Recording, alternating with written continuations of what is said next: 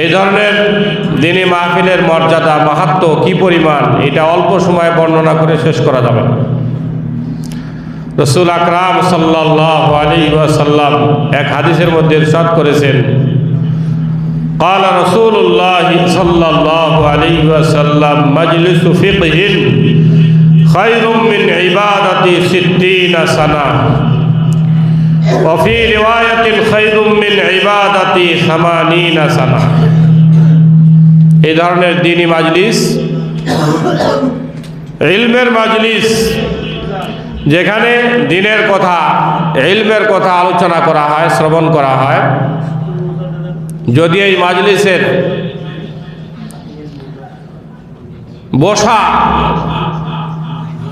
বলা এবং শোনা যদি সুন্নাত তরিকায় হয় এবং এই মাজলিস যদি আল্লাহর কাছে কবুল হয়ে যায়, আল্লাহ রসুল বলেন সামান্য সময় বসতে পারা এই ধরনের মাহফিলে 60 বছর নফল ইবাদত করলে যেই পরিমাণ সওয়াব হয়, নেকি হয়, এর চেয়েও বেশি নেকি আর সওয়াব আল্লাহ তাআলা আমার আপনার আমলনামায় দান করবেন। অন্য বর্ণনা আছে 80 বছরের কথা। এজন্য আমরা এই ধরনের মাহফিলের, এই ধরনের মাজলিসের গুরুত্ব প্রদান করব। আল্লাহ তাআলা চাইলে আমার আপনার জিন্দেগীর রুখ পরিবর্তন করে দিতে পারেন তথা হেদায়েত দান করতে পারেন এই ধরনের মাহফিলের মাধ্যমে। তো আমি অল্প সময় আলোচনা করব। আমি আলোচনার জন্য নির্বাচন করেছি একটি আয়াতে কারিমা, দুইটি আয়াতে কারিমা এবং রাসূল আকরাম সাল্লাল্লাহু আলাইহি ওয়াসাল্লামের হাদিস সমূহ থেকে একটি হাদিসকে। এই আয়াত এবং হাদিসের আলোকে, এই আয়াত দ্বয় এবং হাদিসের আলোকে দুই একটি কথা আলোচনা করব। আল্লাহ তাবারক ওয়া তাআলা শ্রোতা বক্তা আমাদের প্রত্যেককে আমলের জন্য কবুল আর মঞ্জুর করেন। ওমা তাওফীকি ইল্লা বিল্লাহ আলাইহি তাওয়াক্কালতু ওয়া ইলাইহি উনীব। আমাদের দ্বীনের মধ্যে সবচেয়ে বেশি গুরুত্বপূর্ণ জিনিস, এর চেয়ে অধিক গুরুত্বপূর্ণ জিনিস আর কিছু নাই, সেটা হলো ঈমান। ঈমানের চেয়ে বেশি গুরুত্বপূর্ণ জিনিস আর কিছু আছে? আমাদের দ্বীনের শুরু তো ঈমান দিয়ে, ঈমান দিয়েই হলো আমাদের দ্বীনের শুরু। এজন্য ঈমানের চেয়ে অধিক গুরুত্বপূর্ণ, অধিক মাহাত্ম্যপূর্ণ, মর্যাদাপূর্ণ জিনিস আর কিছুই নেই। অথচ দুঃখজনক হলেও সত্য, আমরা ঈমানের ব্যাপারে সবচেয়ে বেশি গাফেল, সবচেয়ে বেশি উদাসীন। হার জায়গাতে দেখা যায় কিছু না কিছু আমলের কথা হয়, কিছু কিচ্ছা কাহিনীও হয়, গল্প গুজবও হয়, কিন্তু ঈমানের বিষয়ে গুরুত্বপূর্ণ যে আলোচনাগুলো আছে সেই আলোচনাগুলো আসে না। অথচ কোরআন এবং হাদিস প্রমাণ করতেছে যে যদি কারো ঈমান সঠিক হয়, আল্লাহর কাছে যাচাই বাছাইয়ের পর যদি সঠিক হিসাবে প্রমাণিত হয়, তাহলে তার নাজাতের জন্য তথা জান্নাতে যাওয়ার জন্য ঈমানটাই যথেষ্ট, কোনো আমল লাগবে না। পক্ষান্তরে যদি ঈমানটা আল্লাহর কাছে যাচাই বাছাইয়ের পর সঠিক হিসাবে প্রমাণিত না হয়,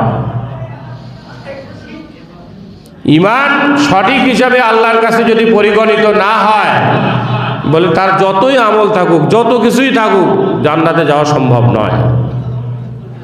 এক সাহাবী রাসূল আকরাম সাল্লাল্লাহু আলাইহি ওয়াসাল্লামের কাছে এসে বললেন, ইয়া রাসূলুল্লাহ, ইয়া হাবিবাল্লাহ, আমি কি আগে ঈমান আনবো এরপরে জিহাদে যাব, না জিহাদে যাব জিহাদ করব এরপর ঈমান আনবো, কোনটা? রাসূল আকরাম সাল্লাল্লাহু আলাইহি ওয়াসাল্লাম বললেন যে আগে ঈমান আনো, ঈমান আগে, এরপরে তুমি জিহাদ করবে। উনি ঈমান আনার সাথে সাথে জিহাদে গেছে, আল্লাহ রাস্তায় গিয়ে শাহাদত বরণ করেছেন। বলেন সুবহানাল্লাহ। আল্লাহ রাসূল তার সম্পর্কে বলেছেন, ক্বাল রাসূলুল্লাহ সাল্লাল্লাহু আলাইহি ওয়াসাল্লাম, আমিলা কালিলা ওয়া উজিরা কাসীরা। ওই ব্যক্তি আমল করেছে কম, অর্থাৎ ঈমান এটা একটা আমল, এই আমল সে অল্প সময়ের আমল করছে, ঈমান আনছে, আর অন্য কোনো আমল করার সে সুযোগ পায় নাই, এমনকি এক ওয়াক্ত নামাজ পড়ারও সুযোগ পায় নাই, কিন্তু সে বিশাল বড় সওয়াবের অধিকারী হয়ে গেছে, তথা জান্নাতের মধ্যে শাহাদাতের মর্তবা পাইছে। এজন্য ঈমান সম্পর্কে আমাদের অনেক কিছুই জানার আছে, শেখার আছে, বোঝার আছে। এটা আমরা কিন্তু অনেকেই জানি না, বুঝি না। হাদিসে জিবরাইল, হাদিস জগতের একটা বড় হাদিস, হাদিসে জিবরাইল, যেটাকে উম্মুস সুন্নাহ বলা হয়। যেমন সূরাতুল ফাতিহাকে উম্মুল কোরআন বলা হয়, সমস্ত কোরআনের মধ্যে যা আছে সূরাতুল ফাতিহার মধ্যে সংক্ষিপ্তভাবে তাই আছে। এই জন্য সূরাতুল ফাতিহার এক নাম হলো উম্মুল কোরআন। তদ্রূপ হাদিস জগতে, সমস্ত হাদিস জগতে যা যা আছে তার সংক্ষিপ্ত একটা রূপ, সংক্ষিপ্তভাবে ওই হাদিসে জিবরাইলের মধ্যে তুলে ধরা হয়েছে, সেটাকে বলা হয় হাদিসে উম্মুস সুন্নাহ। তো হাদিসে উম্মুস সুন্নাহ, যেটাকে হাদিসে জিবরাইল বলা হয়, ওই হাদিসের মধ্যে ঈমানের 6টা পয়েন্টের কথা উল্লেখ করা হয়েছে। আমরা যে ঈমানে মুফাসসাল, যেটা সকাল বিকাল পড়ি বা বাচ্চাদেরকে আমরা শিখাই, ঈমানে মুফাসসালের মধ্যে 7টা পয়েন্ট আছে। আমানতু বিল্লাহি ওয়া মালাইকাতিহি ওয়া কুতুবিহি ওয়া রুসুলিহি ওয়াল ইয়াউমিল আখির আল কদরি খাইরিহি ওয়া শাররিহি মিনাল্লাহি তাআলা ওয়াল বাসি বাদাল মাউত। তো 6টা হাদিসে জিবরাইলের মধ্যে 6টা বলা হয়েছে। আর এই ঈমানে মুফাসসাল, যেটা উলামায়ে কেরাম যেটা আমাদেরকে শিখাইছেন, এটা আসলে বানানো জিনিস না। এই সবগুলো পয়েন্ট কোরআনে আছে, হাদিসে আছে। ঈমানে মুফাসসাল, ঈমানে মুজমাল, যেটা বাচ্চাদেরকে শেখানো হয়, আসলে এটা বাচ্চাদেরকে শেখানোর জিনিস না, এটা বড়দের শেখার জিনিস। আজ আমরা বাচ্চাদেরকে শিখায় রাখছি, আর বড়রা আমরা ভুলে আসছি। বাচ্চারা তো মুকাল্লাফই না, বাচ্চাদেরকে এখানে শেখাতে হবে। কিন্তু বাচ্চাদের শেখানোর উদ্দেশ্য হলো যে আমাদের বাচ্চাদের ঈমান যেন মজবুত হয়, তারা যেন শুরু জীবন থেকেই যেন ঈমানের উপর উঠে আসে। আর আমরা বড়রা ভুলে আসি বলি, আমরা বড়রা যারা আছি ঈমানের পয়েন্টগুলো আমরা জানি না, বুঝি না। 7টা পয়েন্ট, আমানতু বিল্লাহি ওয়া মালাইকাতিহি ওয়া কুতুবিহি ওয়া রুসুলিহি ওয়াল ইয়াউমিল আখির। আমি আল্লাহর প্রতি ঈমান আনলাম,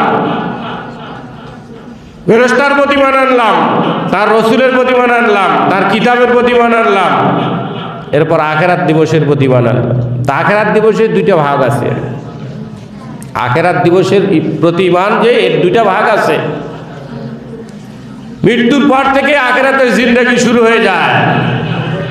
তো এই শুরু হওয়ার পর এই কবরের জগৎ, বরজখের জগৎ, কবরের আযাব, কবরের প্রশ্ন ইত্যাদি, এগুলি নিয়ে একটা ঈমানের পর্ব। আর আরেকটি হলো কবর জিন্দেগির পর আমরা যে পুনরুত্থিত হব, ওই হাসরের ময়দানে যাব, পুলসেরাত, জান্নাত, জাহান্নাম, মিজান, এগুলির প্রতি ঈমানের সংশ্লিষ্ট কিছু বিষয় আছে, ওগুলি একটা ভিন্ন পর্ব। আর কি 2টাকে যদি আলাদা আলাদা করেন তো 7টা হবে, আর যদি 2টাকে একসাথে যদি বলেন ওয়াল ইয়াউমিল আখির, তাহলে 6টা হবে। ঈমানে মুফাসসালের মধ্যে 2টাকে পৃথক করে বলার কারণে 7টা পয়েন্ট রয়েছে। এই 7টা পয়েন্ট প্রত্যেকটা ব্যক্তি হাতে গুনে বুঝে হৃদয়ঙ্গম করে দিলের মধ্যে বসায় দৈনন্দিন সকাল বিকাল এটা পড়তে থাকবেন। আমানতু বিল্লাহি ওয়া মালাইকাতিহি ওয়া কুতুবিহি ওয়া রুসুলিহি ওয়াল ইয়াউমিল আখির আল কদরি খাইরিহি ওয়া শাররিহি মিনাল্লাহি তাআলা ওয়াল বাসি বাদাল মাউত। প্রত্যেকটা পয়েন্টের যদি আমি অর্থ করি, আবার ব্যাখ্যার দিকে যাই, এক একটা পয়েন্টের উপরে কয়েকদিন ধরে আলোচনা চলবে, কয়েকদিন ধরে। তবে আপনাদের সামনে অল্প সময়ের মধ্যে কি বলবো, আমি এতটুকু বুঝাতে চাই আপনাদের কাছে, এই 7টা পয়েন্ট বা 6টা পয়েন্ট এটা দিলের মধ্যে বসানো। মুখের ঈমান গ্রহণযোগ্য হবে না আল্লাহর কাছে, দিলের ঈমান হলো আসল ঈমান। মুখের ঈমান হলে হবে না, আমার আপনার ঈমান হইতে হবে বুকের ঈমান। আল্লাহ তাআলা কোরআনে বলেছেন, আফামান শারাহাল্লাহু সাদরাহু লিল ইসলাম ফাহুয়া আলা নূরিম মির রাব্বি। আল্লাহ পাক বলেন ওই ব্যক্তি যার সিনাকে, যার বুককে আমি খুলে দিয়েছি ঈমানের জন্য, ইসলামের জন্য, সে আমার পক্ষ থেকে বিশেষ একটা নূর প্রাপ্ত হয়। বলেন সুবহানাল্লাহ। সে ওই নূর নিয়ে চলতে থাকে, ওই নূর তাকে গাইড করবে, তার চলার পথে ওই নূর তাকে গাইড হিসেবে আলো প্রদান করতে থাকবে। সে একা একা চলবে না, ওই নূর তার সাথে থাকবে।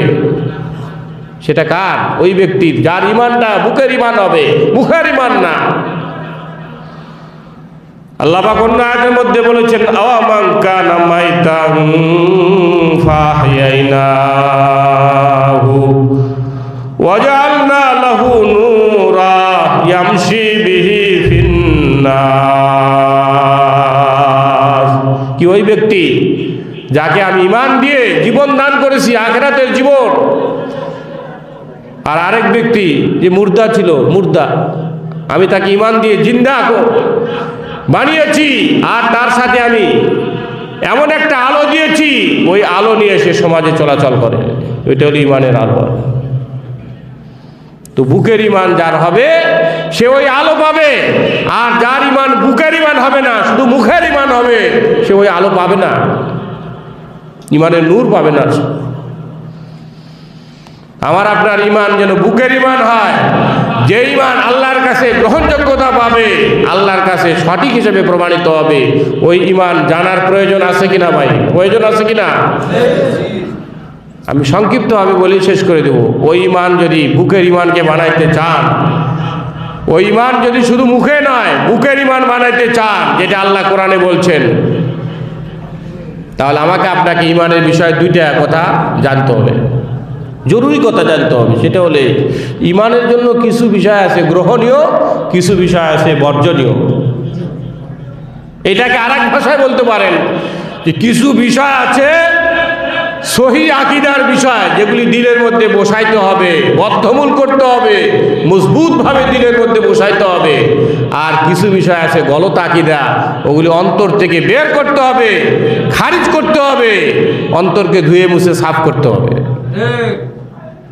তো সহি আকীদা আর গলত আকীদা, সহি আকীদার নাম ঈমান, গলত আকীদার নাম ঈমান নয়। গলত আকীদা ওইটা তো ঈমানের মধ্যে কুফর, ওইটা ঈমানের মধ্যে শিরক, ওইটা হলো ঈমানের মধ্যে নিফাক। ওইটা যেন আমার ঈমানের মধ্যে না আসে, এইটার ব্যাপারে আমাকে আপনাকে সজাগ থাকতে হবে, সচেতন থাকতে হবে। যদি আমার আপনার ঈমানের মধ্যে যদি গলত আকীদা এসে যায়, সহি আকীদার পরিবর্তে গলত আকীদা এসে যায়, আমার আপনার ঈমান ওইটা ঈমান নয়, ওইটার অন্য কিছু নাম হবে, হয় কুফর হবে, না হয় শিরিক হবে, না হয় নেফাক হবে, না অন্য কিছু হবে, ঈমান হবে না। আল্লাহ তাআলা কোরআনে কারিমে বলেন ওয়ামা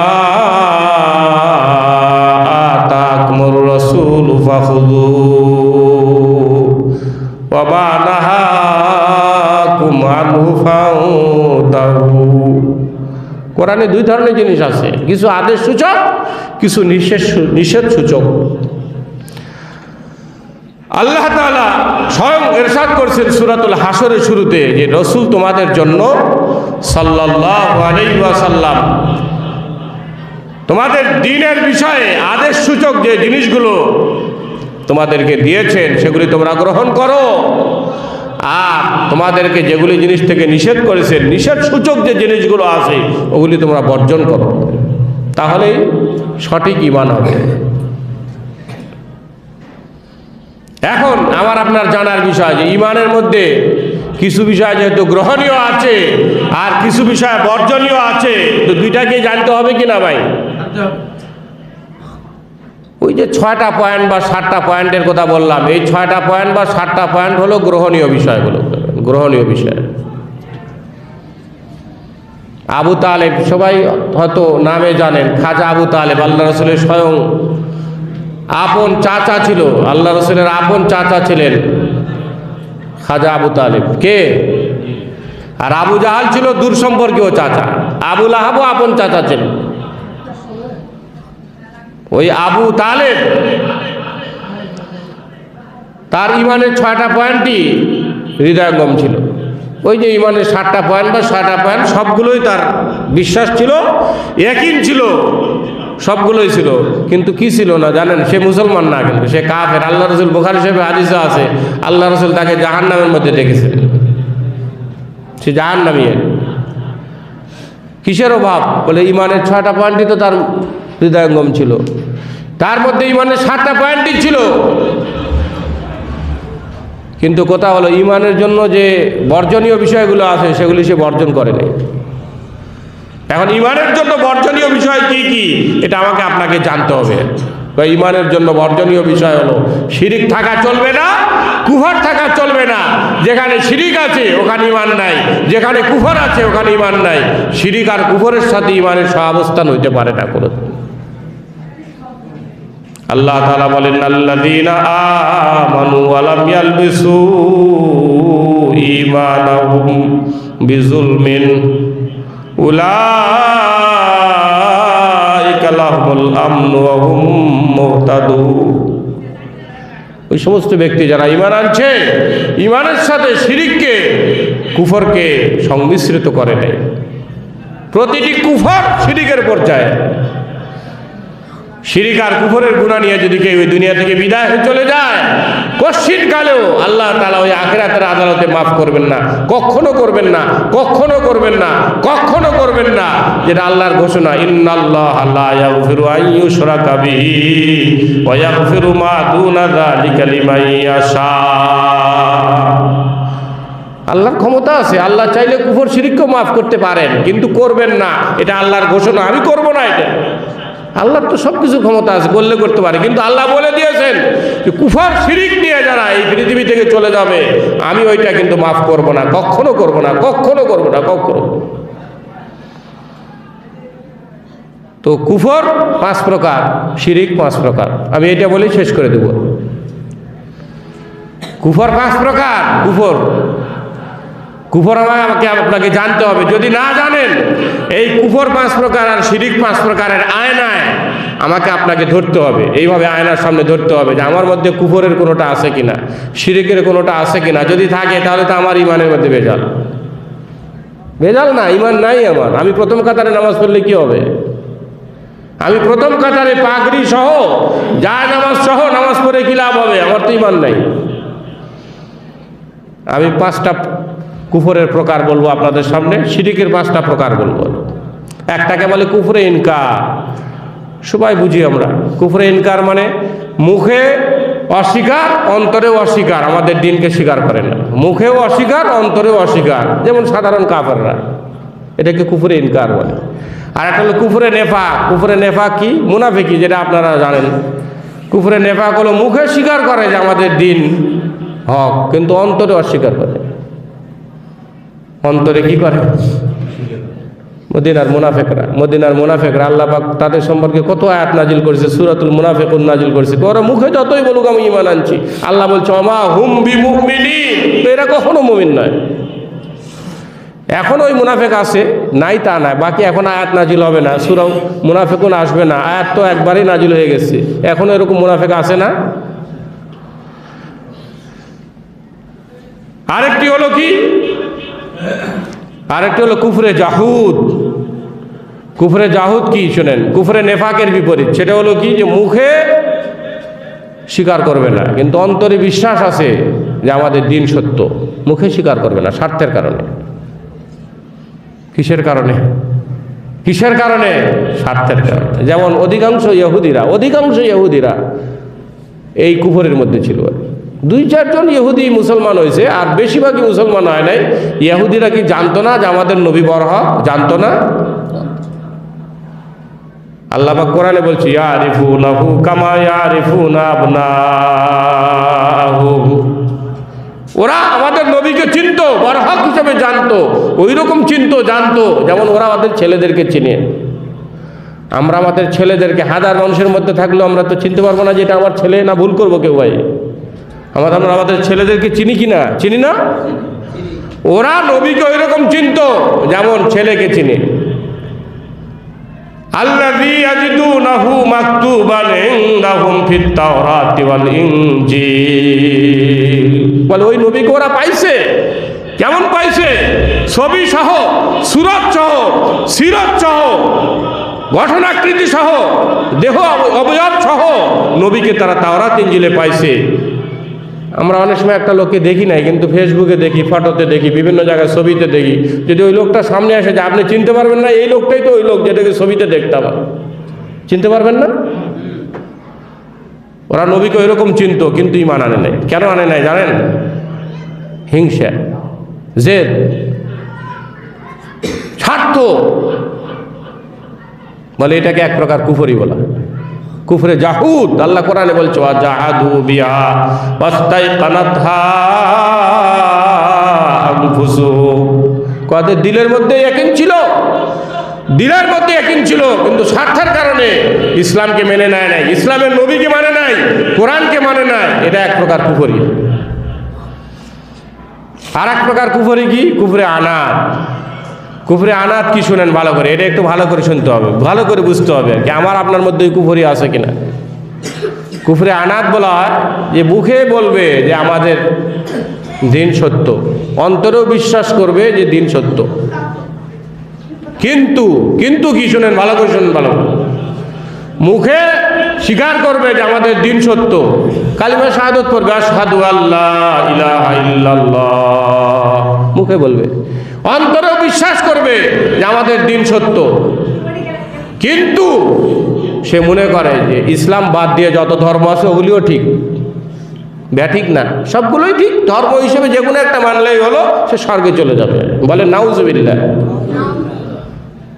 আবু তালেবের এই প্রকার কুফরি ছিল। আবু তালেবের কি ছিল শোনেন। আবু তালেব সে আল্লাহ রসুলকে বারবার বারবার বলেছিল যে মুহাম্মদ তুমি যা বলো 100% সত্য, 100% সত্য, 100% সত্য, কিন্তু আমি আমার বাপ দাদার ধর্ম থেকে আমি ফিরে আসতে পারবো না, ওইটাও ঠিক। ওয়ালিমতু আন্না দীনাকা লা মুহালাতা খায়রু আদিয়ানিল বারিয়াতি দীনা।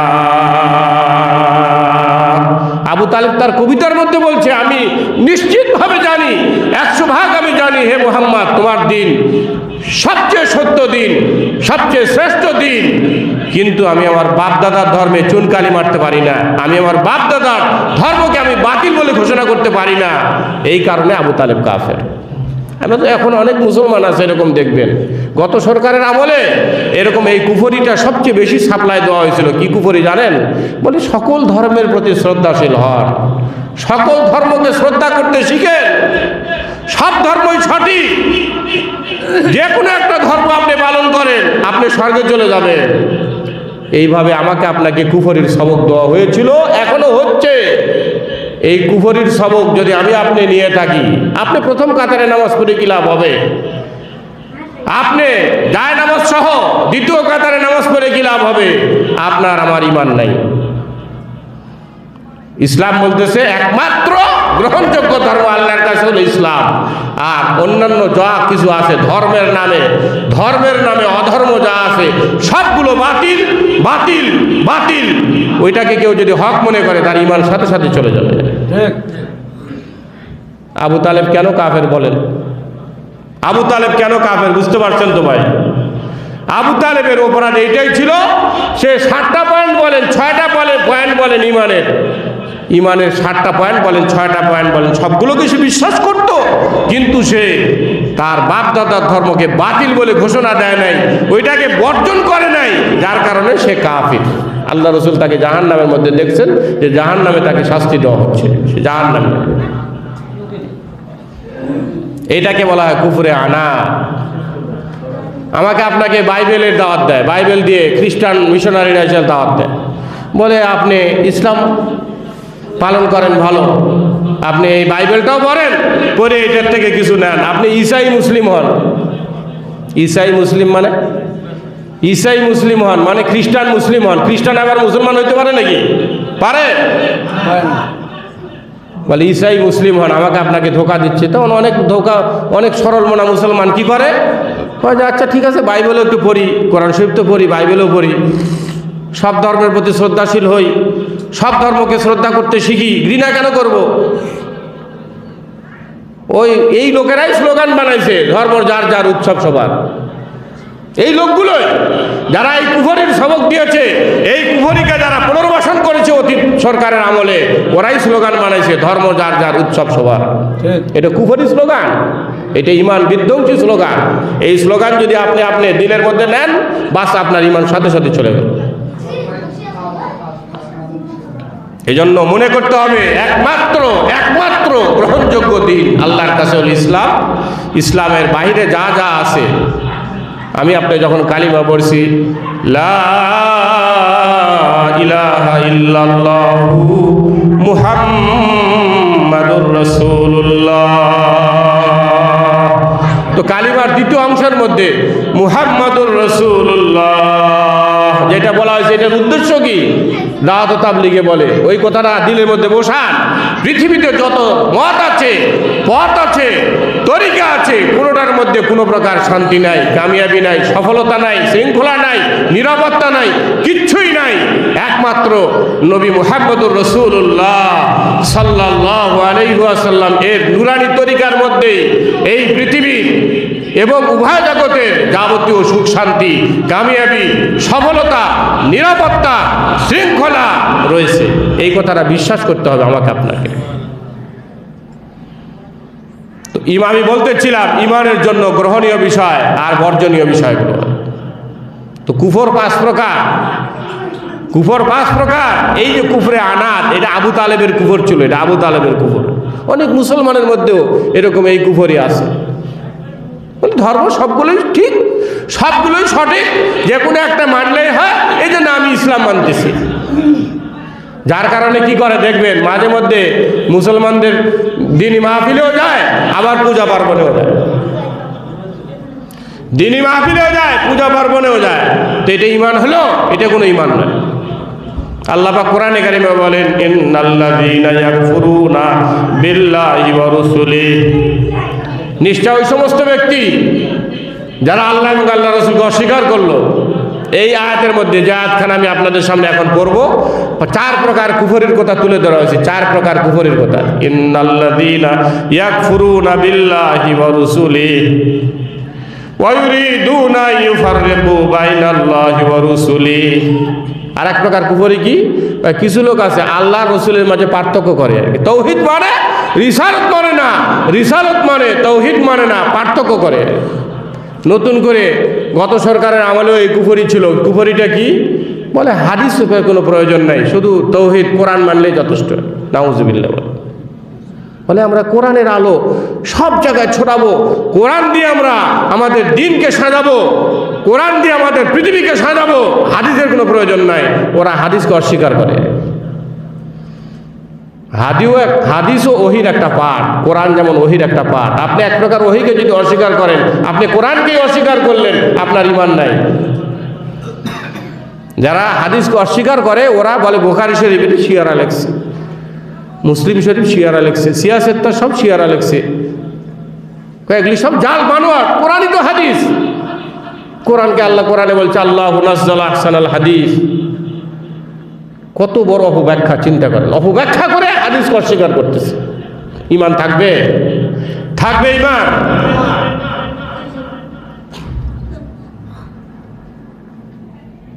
এক হাদিস অস্বীকারী আমার সাথে সরাসরি কথা বলতেছে, কয় আল্লাহ রসুল বলে মেয়েরাজে গিয়ে উনি বলে 50 ওয়াক্ত নামাজের হাদিয়া আনছিল, পরে আল্লাহ ওটা কমাইতে কমাইতে কমাইতে কমাইতে এরকমভাবে 5 ওয়াক্ত রাখছে আর 45 ওয়াক্ত বাদ দিয়ে দিছে। বলে এটা একটা নাটক, এটা কোনো হাদিস না, এটা হাদিস মানা যাবে না। বলে নাউজুবিল্লাহ। বলে এটা বলে নাটক বলে। চিন্তা করেন, আল্লাহ কি জানে না আগের থেকেই 5 ওয়াক্ত টিকবে? তো আল্লাহ কেন নাটক করলো? প্রথমে 50 ওয়াক্ত দিল, পরে আবার 9 বার কমালো, 5 করে 9 বার কমানোর পর কেন 5 রাখলো আর 45 বাদ দিল? এই নাটক তো আল্লাহর দরকার নাই, এটা হাদিসই না, এটা জাল বানোয়াট। এই কথা বলতেছে, অত সেটা বুখারী শরীফের হাদিস। বলেন নাউজুবিল্লাহ। আর আল্লাহর কথাকে নাটক বললো। তা আমি বললাম আপনার ঈমানই নাই। আল্লাহর হিকমতকে, আল্লাহর কর্মকাণ্ডকে আপনি নাটক বললেন, প্রহসন বললেন, তাহলে আপনার ঈমান কোথায়? এই জন্য আল্লাহ পাক বলছেন ওয়ায়ুরিদুনা ইউফাররিকু বাইনাল্লাহি ওয়া রাসূলিহি ওয়া ইয়াকুলুনা নু'মিনু বিবাযিন ওয়া নাকফুরু বিবায। আরেক প্রকার কুফরি কি শুনেন, তারা কিছু মানুষ আছে এই কুফরি করে, কোরআনের কিছুকে আমি বিশ্বাস করি আর কিছুকে আমি বিশ্বাস করি না। আমাদের দেশে মুসলমানদের মধ্যে অনেকে আছে দেখবেন, বলে কোরআন যে ওরা এরকম কথা বলে ইসলাম শান্তির ধর্ম, তো ইসলামের শান্তির বাণীগুলো আমরা সব বিশ্বাস করি, কিন্তু জিহাদ এটা উগ্রতা। বলে নাউজুবিল্লাহ, নাউজুবিল্লাহ। ইসলামে জিহাদ আছে কিনা ভাই? জিহাদকে উগ্রতা বলে। আবার কোরআনের শান্তির বাণীর আয়াতগুলোকে বিশ্বাস করে, কিন্তু ওই কোরআনের মধ্যে আছে হদের কথা আছে, কেসাসের কথা আছে, ইসলামের দণ্ডবিধির কথা আছে, এগুলিকে বলে বর্বরতা, বলে এগুলি এই যুগে চলবে না। বলে নাউজুবিল্লাহ, নাউজুবিল্লাহ। তো কোরআনে কি দণ্ডবিধির কথা আছে না ভাই? চুরি করলে হাত কাটা যাবে, কেসাসের বিধান আছে না, জেনার শাস্তির কথা কোরআনে আছে না? এটা কি শান্তির জন্য না অশান্তির জন্য? শান্তি। কিন্তু ওরা বলতেছে এটা বর্বরতা, এগুলি আমরা মানি না, ইসলাম শান্তির ধর্ম, আমরা কিছু আয়াতকে মানবো আর কিছু আয়াতকে আমরা মানবো না। ঈমান থাকবে? ৬২৩৬টি আয়াত, খেয়াল রাখবেন, ৬৬৬৬টি আয়াত না, ওইটা ভুল কথা। ৬২৩৬টি আয়াতের দুইটা আয়াতকে, একটা আয়াতকে যদি আপনি অস্বীকার করেন, আপনার ঈমান থাকবে না। উদাহরণটা এরকম আর কি, অজু সহি হওয়ার জন্য আপনাকে অজুর 4টা ফরজই আপনাকে পালন করতে হবে, তারপর অজু আপনার সহি হবে। আর অজু ভাঙ্গার জন্য কি 4টা ফরজের অজু ভাঙ্গার যত কারণ আছে, কোনো একটা কারণ পাওয়া গেলে অজু ভাঙ্গে যাবে না সব কারণগুলো একসাথে পাওয়া যেতে হবে? বলেন তো আমাকে, আপনাকে। মনে করেন অজু ভাঙ্গার কারণ অনেকগুলো আছে, যারা জানেন জানেন, একটা কারণ পাওয়া গেছে অজু ভাঙ্গার, তাহলে অজু ভাঙ্গে যাবে না সবগুলো কারণ পাওয়া যেতে হবে? তদ্রূপ ঈমান ভাঙ্গার কারণ যদি একটা কারণ যদি পাওয়া যায় আপনার মধ্যে, ঈমান ভাঙ্গার কারণ, অজু ভাঙ্গার কারণ আমরা জানি, ঈমান ভাঙ্গার কারণ জানি না মুসলমান। আপনার আমার ঈমান ভেঙে যাবে যদি একটা অস্বীকার করেন, একটা বিধানকে অস্বীকার করেন, ঈমান থাকবে না, চলে যাবে, বিদায়। আল্লাহ বলতেন ওয়ায়াকুলুনা নু'মিনু বিবাদিন ওয়া নাকফুরু বিবাদ ওয়া ইউরিদুনা ইয়াত্তাখিযু বাইনা যালিকা সাবিলা। আরেক প্রকার কুফরি কি? ঈমান আর কুফরের মাঝে আরেকটা স্তর বাইর করছে। কখনো কখনো দিনী মাহফিলেও যায়, কখনো কখনো পূজা পার্বণে গিয়ে সত্যায়ন করে, হ্যাঁ তোমরা যেটা পূজা করতেছো ঠিক আছে, এটা ঠিক আছে, আরো মূর্তি বানাও, আরো মূর্তি বানাও, অসুবিধা নেই। বলেন নাউজুবিল্লাহ। আল্লাহ বলছে ঈমান আর কুফরের মাঝে আরেকটা স্তর বাহির করছে, বাহির করে মনে করছে ওইটা ঈমান, কিন্তু আল্লাহ বলতেছে ওইটা কুফরি। আল্লাহ এই আয়াতের শেষে গিয়ে বলছে উলাইকা হুমুল কাফিরুন হাক্কা, বলে যারা এই সমস্ত কুফরের মধ্যে আছে এরা নিশ্চিত কাফের, নিশ্চিত কাফের, নিশ্চিত কাফের, এরা কখনো মুসলমান না। এই জন্য আমি আলোচনা দীর্ঘ করতে চাই না, লম্বাচড়া করতে চাই না, এতটুকু বলতে চাই যে ঈমান সম্পর্কে জানতে হবে আমাকে আপনাকে।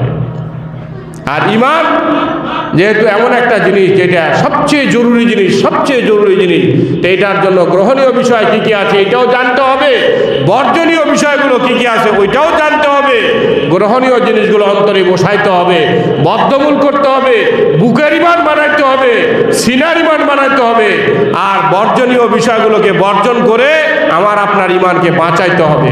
রাজি আছি তো ভাই আমরা? এরকম শিরিকও 5 প্রকার। আমি লম্বা চূড়া আলোচনা করতে গেলে প্রত্যেকটার উপরে যদি পয়েন্টের উপর আলোচনা করতে যাই কয়েকদিনের প্রয়োজন, তো কয়েকদিন আলোচনা করবো, একদিনই তো সামান্য সময়ের মাহফিল হবে।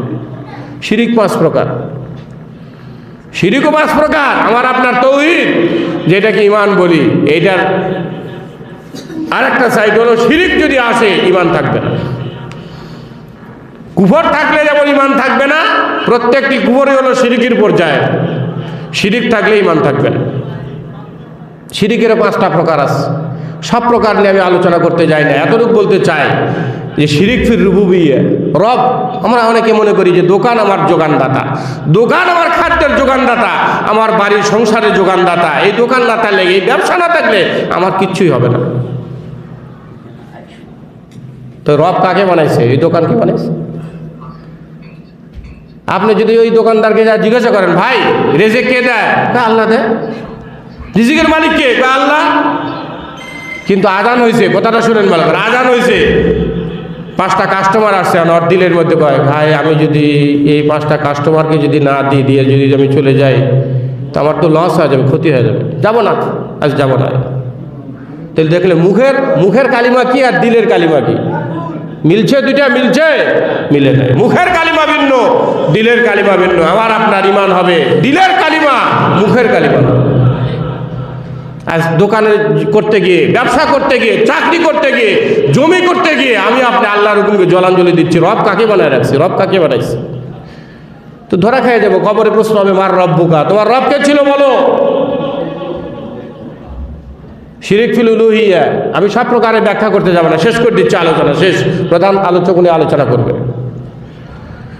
শিরিক ফিল উলুহিয়া কাকে বলে? কেউ যদি মনে করে যে গণতান্ত্রিক দেশে যিনি প্রধানমন্ত্রী হোক আর রাষ্ট্রপতি হোক, উনি ক্ষমতা রাখেন দেশের কল্যাণের জন্য, মানুষের কল্যাণের জন্য, ইসলামের বিরুদ্ধেও কোনো আইন প্রণয়ন করার ক্ষমতা রাখেন, এই কথা কেউ যদি মনে করে তাহলে শিরিক ফিল উলুহিয়া করলো। সে কোন প্রকার শিরিক করলো ভাই? কোন প্রকার শিরিক করলো? শিরিক ফিল উলুহিয়া করলো। তার ইমান নাই। কারণ ওই রাষ্ট্রপ্রধানকে, ওই প্রধানমন্ত্রীকে সে এলাহের আসনে সমাসীন করলো। অনেক মুসলমানরা মনে করে এরকম, কোরআন সুন্নাহর বিরুদ্ধে আইন করলে কি হবে? মানুষের কল্যাণের জন্য তো করছে। কল্যাণ অকল্যাণ কি বুঝেন আপনি? সুখ শান্তির আপনি কি বুঝেন? না যিনি সুখ শান্তি দিবেন তিনি বুঝেন। বলেন তো, আপনি কল্যাণ কি বুঝেন, অকল্যাণ কি বুঝেন, শান্তি কি বুঝেন, অশান্তি কি বুঝেন? আপনি বলতেছেন ইসলামের দণ্ডবিধি কেসাস এটা অশান্তির জন্য, এটা বর্বরতা। জেহাদ এটা উগ্রতা। শান্তি তো দিবে আল্লাহ, কিন্তু আপনি এগুলিকে উগ্রতা বলে, বর্বরতা বলে উড়ায় দেন। আর কল্যাণ আর অকল্যাণ বলতেছেন যে এই সরকার আমাদের কল্যাণ করবে। এই জন্য মুসলমান, আমাকে আপনাকে সব ধরনের শিরিক থেকে বাঁচতে হবে, শিরিককে বর্জন করতে হবে, কুফরকে বর্জন করতে হবে। তাহলে আমাদের ইমান হবে, নচেত ইমান হবে না। ইমান হইলে হয়, নইলে নয়। ইমান খুব কঠিন জিনিস, জরুরি জিনিস। আল্লাহ তাআলা আমাদেরকে সঠিক ইমান, যে ইমান আল্লাহর কাছে গ্রহণযোগ্যতা পাবে, ওইটা জানার, বোঝার, হৃদয়ঙ্গম করার, গ্রহণ করার, এবং যে ইমান আল্লাহর কাছে যাচাই বাছাইয়ের পর সঠিক হিসেবে প্রমাণিত হবে না, ওইটাকে বর্জন করা, পরিত্যাগ করা, ওইটাকে ছেড়ে দেওয়া। আল্লাহ তাআলা আমাদেরকে তৌফিক দান করেন। সকলেই বলি আল্লাহুম্মা আমিন।